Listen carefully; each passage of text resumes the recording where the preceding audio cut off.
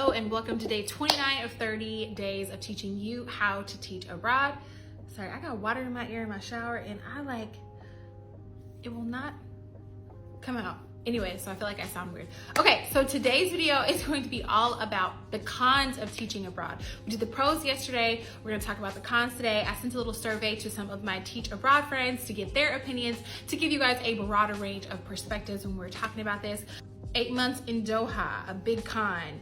Adhering to cultural rules and expectations along with specific limitations, like needing a liquor license to purchase a bottle versus in America where you can just go in and show your ID when you enter the store. So kind of adapting to some of those things. 5 years in Kuwait, China, and Qatar. The con was the years she taught abroad doesn't count towards her teaching license at home, which is, yeah.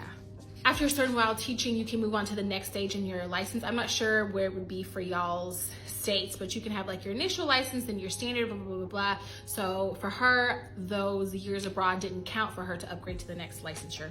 8 years in Qatar, cons.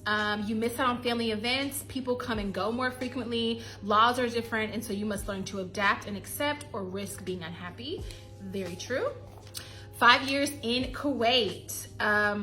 The cons, the best practice or curriculum method looks so different because of the population of students. So that's something that we've hit on in the other videos as well. Like, you're coming to a whole demographic of students. So what you're used to might not work. You might have to switch it up real quick. This person lived abroad for 7 months. The cons, the biggest con is being away from family and friends, having feelings of being forgotten. The loneliness can be very loud. Last but not least, working at a school that is garbage. Do your Google. So definitely do your research. I've definitely been guilty of not vetting a school properly, so don't make our mistake. Don't make our mistake. Do your Googles.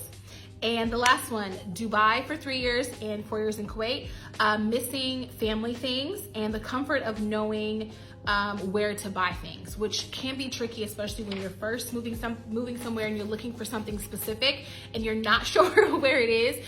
Sometimes those things come along with time, but that can also be very tricky. So this was our con video of teaching abroad today. I hope this was helpful to, again, still give you some perspective. You got to take the good with the bad. Everything has its pro and con. So you have to figure out what you value the most and go along with that. If there are some things like family things that you just refuse to miss out on, maybe this is not for you, right? Because you're gonna be gone 9 months out of the year. And for me, even longer than that, because baby, when summer comes, it's giving European summer.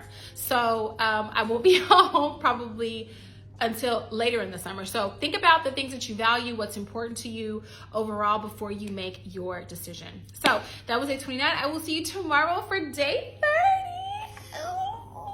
I'm so excited that we finally finished the series. Again, I'm glad that it has been so helpful for so many of you. And of course, if you have any questions, my DMs are open. Comment below, and I will see you tomorrow for day 30.